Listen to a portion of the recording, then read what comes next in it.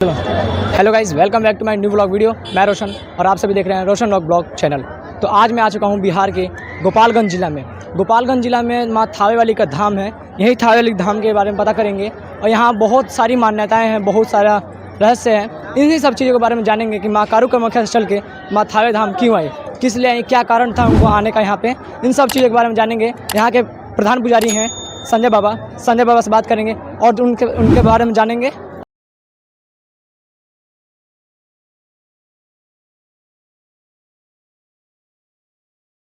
तो बाबा जुड़ चुके हैं, थाईवान मंदिर के बाबा हैं और उनसे बात करेंगे, इनका पहले परिचय लेंगे और फिर पूछेंगे कि माँ कारू कामाख्या से माँ थावे वाली यहाँ पे कैसे आई। तो बाबा अपना परिचय दे दीजिए पहले अपना। जय माता दी।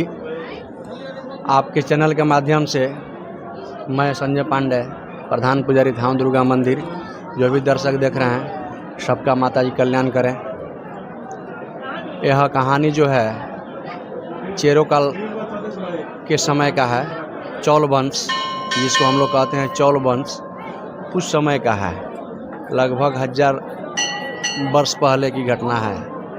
माँ थावे वाली के दरबार में पहले यहाँ पर राजा मनन सिंह नाम के एक राजा हुआ करते थे और उनके राज्य क्षेत्र में एक संत साधु साधक, जो माता जी के बहुत बड़े साधक थे, जिनका नाम था रहसु, और वो माता जी के कृपा से अपने साधना के बल से 7 बाघों का दौरी करते थे खरपतवार के द्वारा।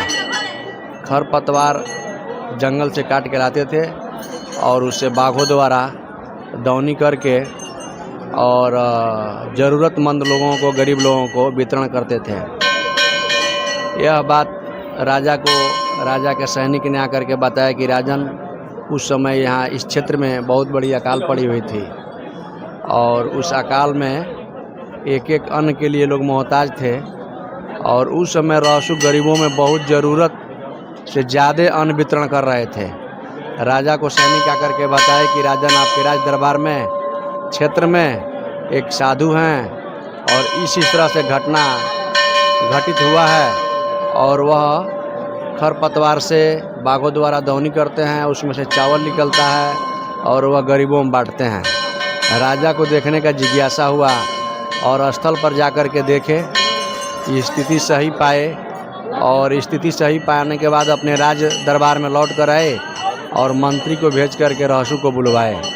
रहसु को बुलवाने के पश्चात बोले कि ये सब कहाँ से आप करते हैं, कैसे करते हैं। तो रहसु एकाएक बोले कि ये सब मैं माँ की कृपा से करता हूँ।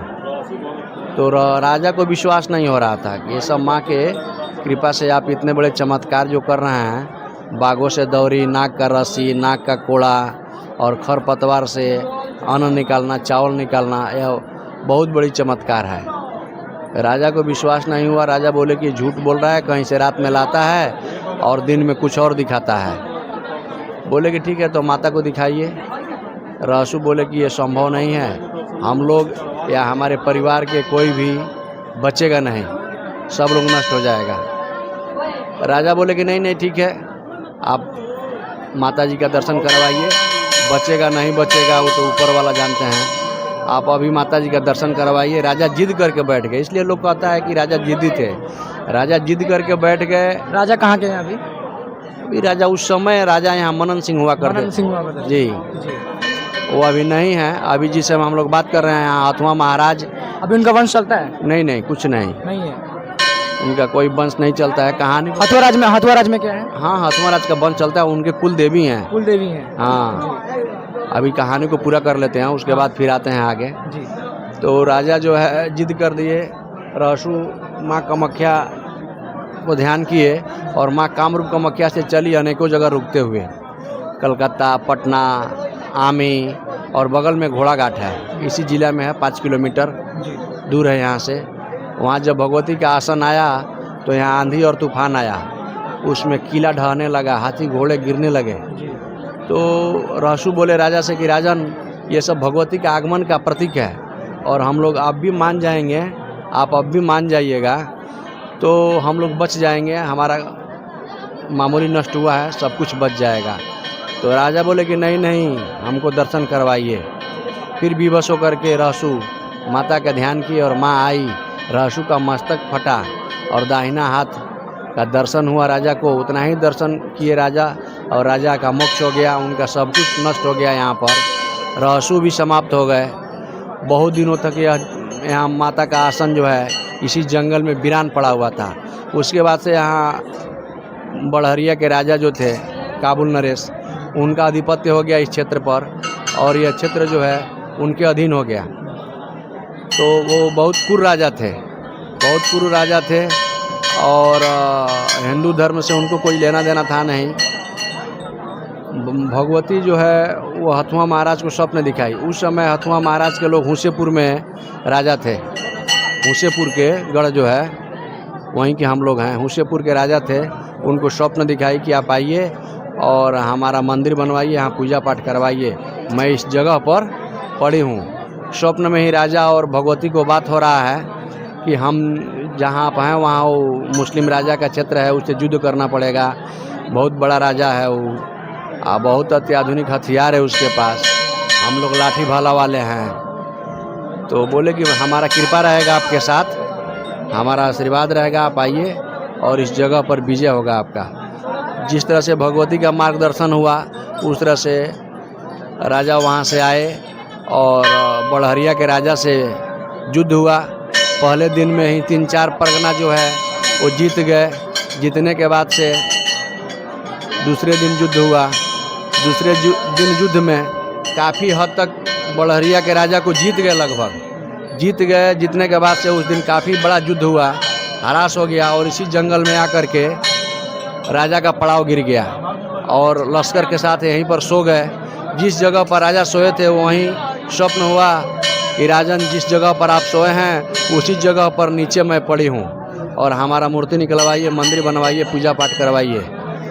सुबह उठे राजा, उठ करके अपने मंत्री संतरी सबको बुलाए, पंडित को बुलाए, अपने पुरोहित को बुलाए, बुला करके बोले कि ऐसा ही हम स्वप्न देखे हैं, इस जगह को जिसके लिए हम आए हैं भगवती बोली है कि इसी जगह पर हैं, तो खोदाई करवाया जाए। वहाँ खोदाई हुआ, बहुत सुंदर माता जी का प्रतिमा निकला, उसमें से काले रंग का प्रतिमा निकलने के बाद से राजा जो है उस वहाँ पर मंदिर बनवाए। जो आप मंदिर देख रहे हैं वो हथुआ महाराज का बनवाया हुआ मंदिर है, और उसमें हथुआ महाराज जो हुसेपुर के महाराज थे उस समय, उनका विस्तार हुआ, हथुआ के महाराज हो गए।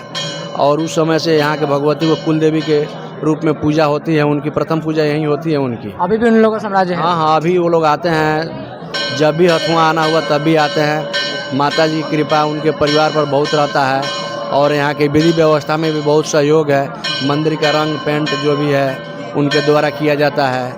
यहाँ न्यास भी है, न्यास भी अपना बाहर काम करता है, अंदर का काम हथुआ महाराज के द्वारा किया जाता है। हथुआ महाराज के द्वारा ही हम यहाँ प्रधान पुजारी हैं, और भगवती का कृपा उनके परिवार पर और भक्तों पर बना रहे, यही माँ से कामना है। रहसु बाबा जो थे, रहसु को उनको कहीं उनका जन्म कैसे हुआ था? उनका जन्म माना जाता है बहुत वे पुरुष थे, जन्म नहीं, अजन्मा थे वो। जन्म भक्त और भगत दोनों में अंतर है। वो भक्त थे, भक्त प्रहलाद थे, वो अजन्मा थे। वो जन्म, वो जो लोग कहते हैं कि इनके से मैंने यहाँ के बड़े बुजुर्गों से सुना था कि उनके कोई और लड़की थी जिनके हाथ में छाला से वो जन्मी है, क्या ऐसा सही है?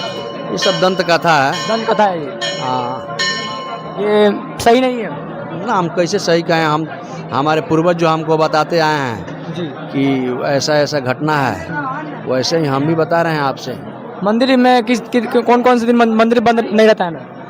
देखिए, नवरात्र में यहाँ पर मंदिर बंद नहीं रहता है। दोनों नवरात्र में, आश्विन और चैत्र का 1 जनवरी को, बाकी दिन में दोपहर 12:30 से 2:30 बजे तक मंदिर बंद रहता है। सोमवार और शुक्रवार को ऐसा क्या है कि इतना ज़्यादा भीड़ रहता है? निरंतर भीड़ चल रहा है। सोमवार और शुक्रवार तो विशेष दिन हो गया भगवती का।